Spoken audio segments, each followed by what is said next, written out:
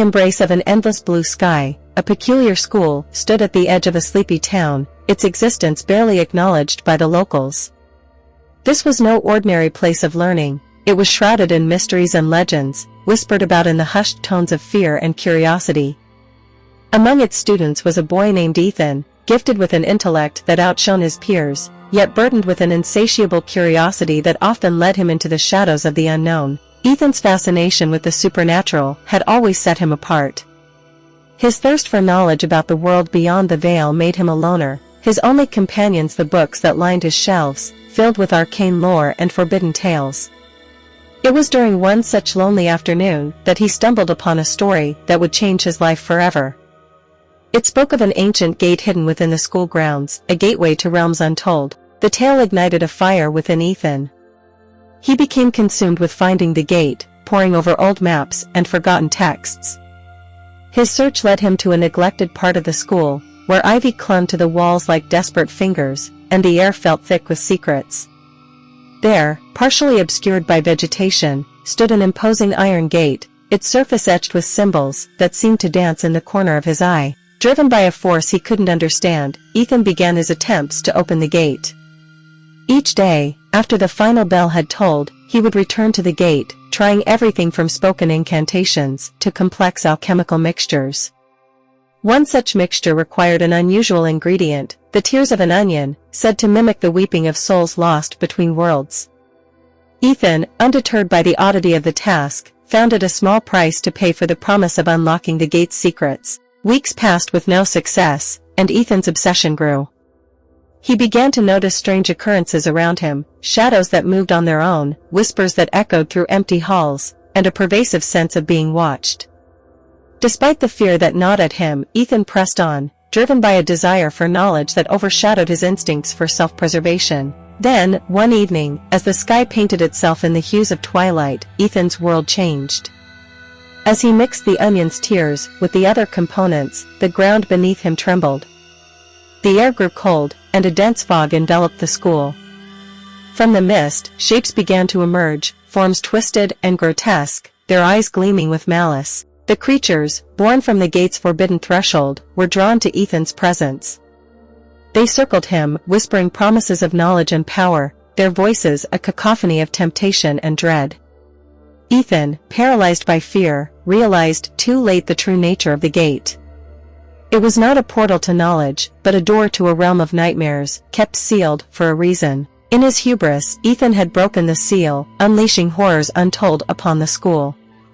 The creatures, like shadows given form, began to seep into the world, their malice a palpable force that turned the night into a landscape of terror.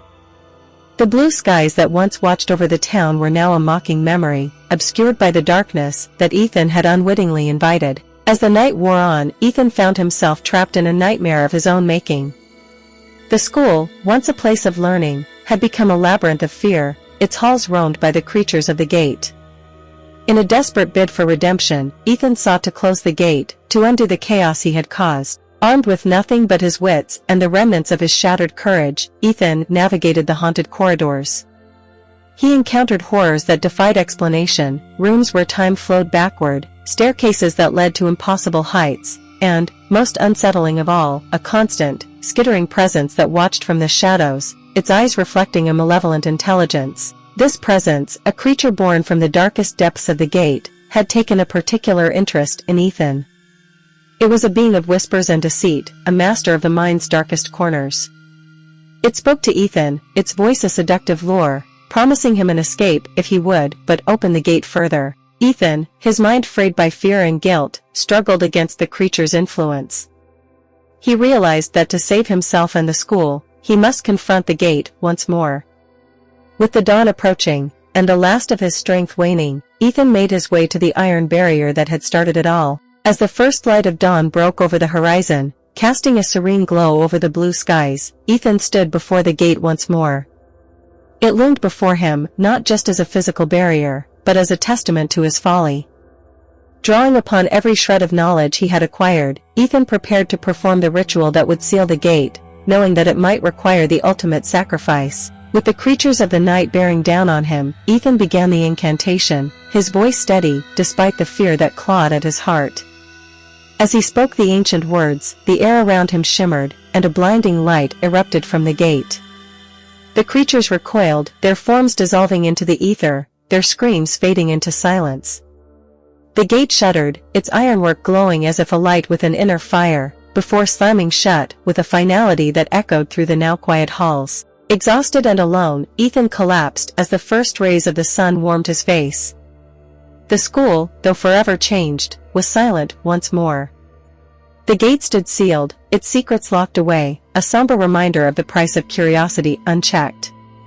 As Ethan was found by the morning staff, his ordeal seemed but a nightmare to those who listened.